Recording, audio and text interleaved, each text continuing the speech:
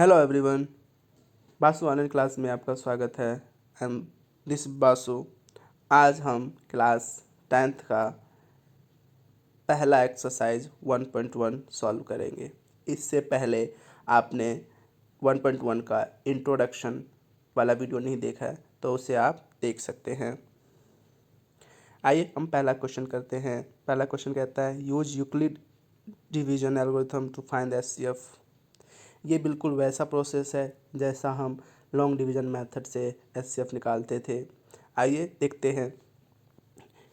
हम देख पा रहे हैं कि 135 को अगर 225 को डिवाइड करेंगे तो रिमाइंडर जो है हमारा 90 आएगा।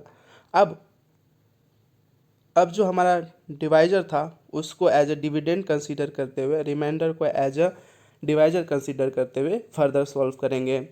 तो हमने देखा कि अब हमारा रिमाइंडर जो है 45 आ रहा है। अब सेम प्रोसेस कंटिन्यू चलता रहेगा। हमने डिवाइजर को एज ए डिविडेंड लिया। ये तब तक करते रहेंगे जब तक कि रिमाइंडर 0 ना आ जाए।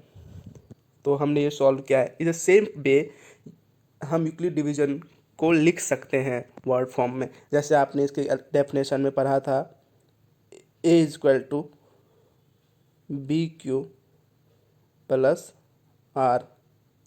तो आप देख सकते हैं कोई भी नंबर a है उसको हम बी क्यू प्लस आर के फॉर्म में लिख सकते हैं, जहां q और r यूनिक इंटीजर हैं। अब आप देख सकते हैं कि 225 इज ग्रेटर देन 135, तो हम इसको 225 को इस फॉर्म में लिख सकते हैं यूक्लिड डिवीजन के फॉर्म में। कैसे? 135 मल्टीप्लाई 1 प्लस 90। अब इस प्रोसेस को फर्दर, रिमाइंडर हमारा 0 नहीं आया तो हम इस प्रोसेस को फर्दर करेंगे। अब इसको एज ए बी कंसीडर करेंगे और 135 को ए। तो 135 equal to 90 multiply 1 plus 45। Same, अभी रिमाइंडर 0 नहीं आएगा, इसको हम फर्दर करेंगे। अब हम जो हमारे पास बी था उसको ए कंसिडर करेंगे 90, और जो 45 रिमाइंडर था उसको बी कंसिडर करेंगे 45 मल्टीप्लाई 2 प्लस 0। अब जैसे रिमाइंडर 0 आ गया तो जो हमारा बी है वो क्या है? वो एचसीएफ है। तो इस दो नंबर का एचसीएफ जो है वो 45 आएगा। होप आप समझ गएंगे। सेम वे हम सेकेंड और थर्ड क्वेश्चन भी कर सकते हैं, जो मैंने सॉल्व किया हुआ है पहले से, आप देख सकते हैं। ओके, आप इसको वापस खुद सॉल्व कीजिए और प्रॉब्लम हो तो वापस इससे मैच करके देखिए क्या दिक्कत हो रही है। और उसके बाद भी कोई प्रॉब्लम हो तो आप डिस्क्रिप्शन में पूछ सकते हैं, कमेंट में बोल सकते हैं। इसका थर्ड क्वेश्चन सॉल्व किया हुआ है।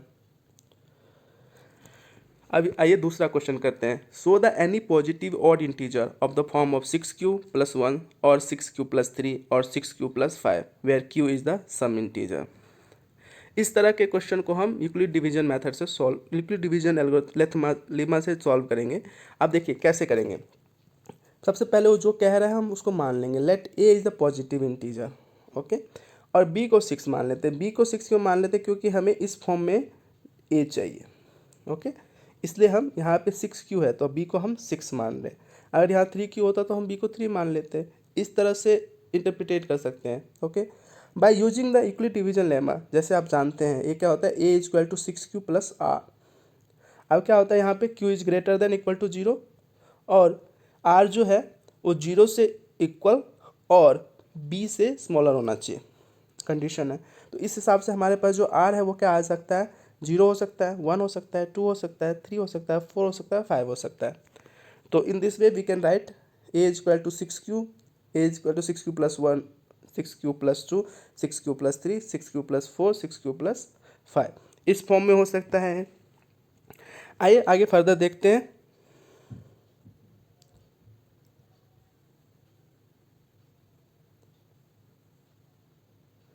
We can see here that a 6q is equal to 3.3q। इसको हम 2 के मल्टीपल में लिख सकते हैं। 6q प्लस 2 को हम 2 कॉमन लेके लिख सकते हैं। 6q प्लस 4 को भी 2 कॉमन लेके इस फॉर्म में लिख सकते हैं। अब सपोज हम इसको एक इंटीजर मान ले k, इसको k और इसको k, तो आप देख सकते हैं ये सभी नंबर क्या हैं? 2 के मल्टीपल में। और आप जानते हैं इवन नंबर सारे हैं जो 2 के मल्टीपल में होते हैं। तो ये हमारे नंबर क्या हो गए? इवन हो गए। Hence 6q plus 1, 6q plus 3 and 6q plus 5 is a odd number. तो इस तरह से आप इस क्वेश्चन को करेंगे। आइए हम थर्ड क्वेश्चन देखते हैं। थर्ड क्वेश्चन क्या कहता है? any army contingent of 616 members is to be marched behind an army band of 32 members in a parade. The two groups are to march in the same numbers of column. What is the maximum number of column in which they can march? जब भी इस तरह के question आए और उसमें लिखा हो maximum number of column find करना है, तो बेसिकली आपको इन 2 नंबर का या मोर देन 2 नंबर्स का हमें एचसीएफ फाइंड करना होता है। तो आपने पहले क्वेश्चन में जैसे आपने एचसीएफ निकालना सीखा था, सेम तरीके से हम इसका एचसीएफ निकालेंगे। कौन से डिजिट का? 616 का और 32 का। तो आइए हम लॉन्ग डिवीजन से देख लेते हैं। आपको पता है कैसे करना है लॉन्ग डिवीजन से। 32 606 को 32 से डिवाइड करेंगे, 190 288 8 इसका रिमाइंडर आया। ओके, अब आपको पता है अब रिमाइंडर को एज ए डिवाइजर ट्रीट करना है, और जो हमारा पहले वाला डिवाइजर था ये 32, उसको एज अ डिविडेंड कंसीडर करना है और इसको फर्दर सॉल्व करना है। ये कब तक सॉल्व करना है? जब तक कि रिमाइंडर 0 ना आए। तो इसके अगले केस में रिमाइंडर 0 आ जाता है। ठीक है, इन सेम चीज़ को अगर हम चाहें तो यूक्लिड डिवीजन मेथड से ऐसे सॉल्व कर सकते हैं। ये जैसे आपको फॉर्मूला पता है कि A equal to VQ plus R, इस फॉर्म में लिखा जा सकता है। ओके, तो हम इसी को ऐसे लिख देते हैं। ग्रेटर नंबर है 616 इज ग्रेटर देन 32, तो 616 को A मान लेंगे और 32 को B मान के लिखेंगे। 32 मल्टीप्लाई 19 प्लस 8, अभी रिमाइंडर जो है हमारा 8 आया। अब इस केस में जो हमारा B था उसको हम A मान लेंगे और जो रिमाइंडर बचा 8 उसको B मान के फिर से एक क्वेश्चन फर्दर लिखेंगे। 32 इक्वल टू 8 इंटू 4 प्लस 0।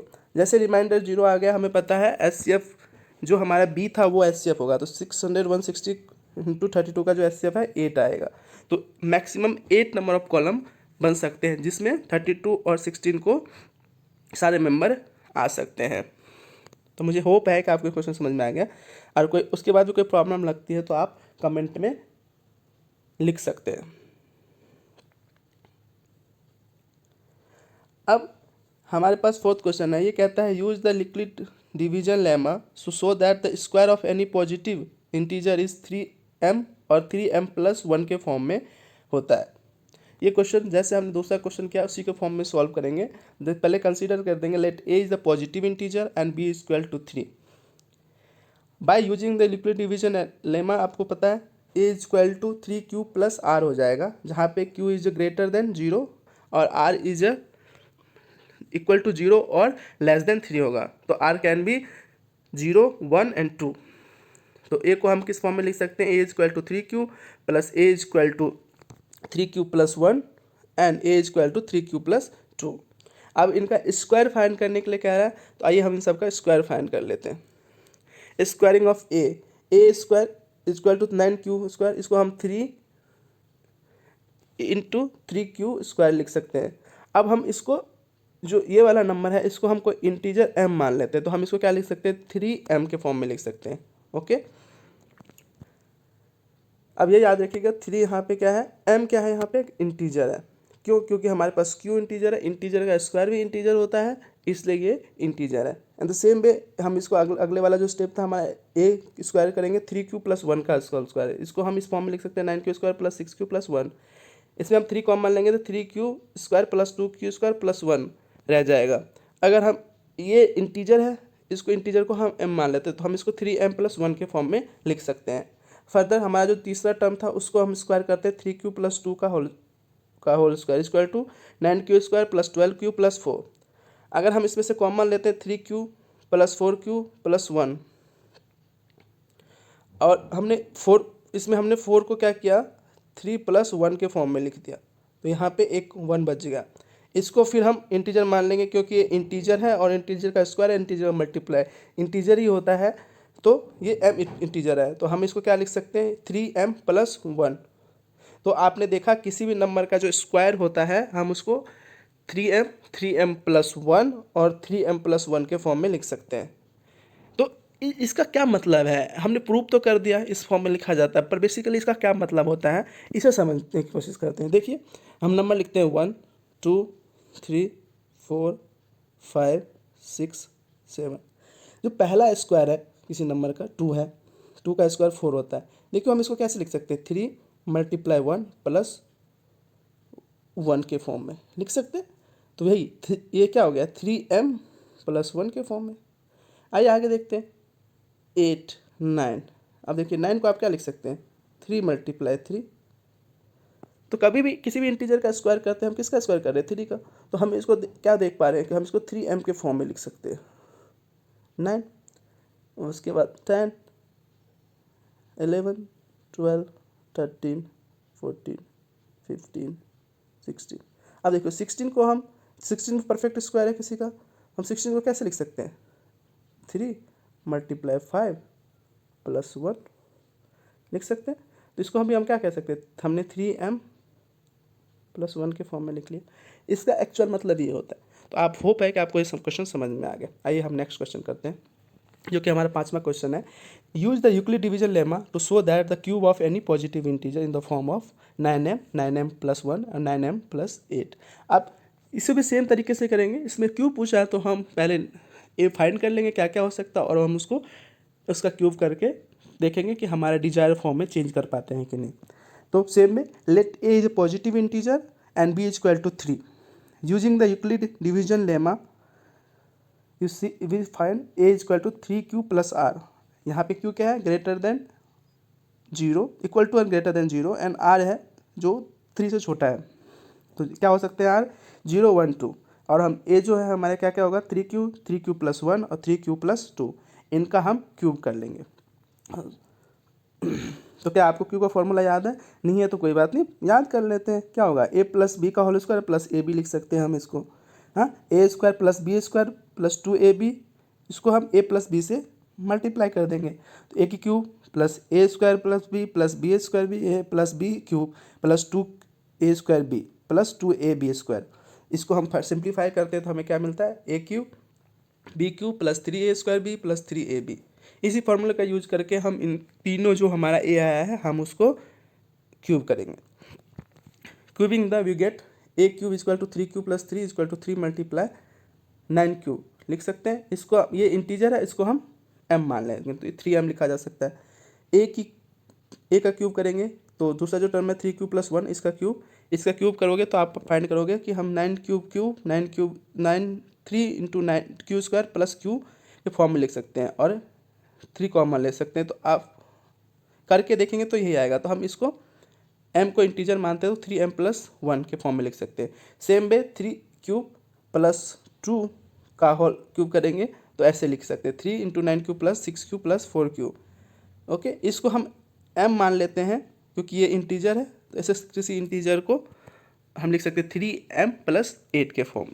तो हमने देखा हैंस क्या लिख सकते हैं कि 3m और 3m प्लस 1 और 3m प्लस 8 के फॉर्म में ही क्यूब होगा। तो आप इसको वेरीफाई कर सकते हैं जैसे हमने 4th क्वेश्चन में किया था। होप आपको ये चैप्टर समझ में आ गया होगा। अगर नहीं आया होगा, कोई प्रॉब्लम हो तो आप कमेंट में लिख सकते हैं। धन्यवाद।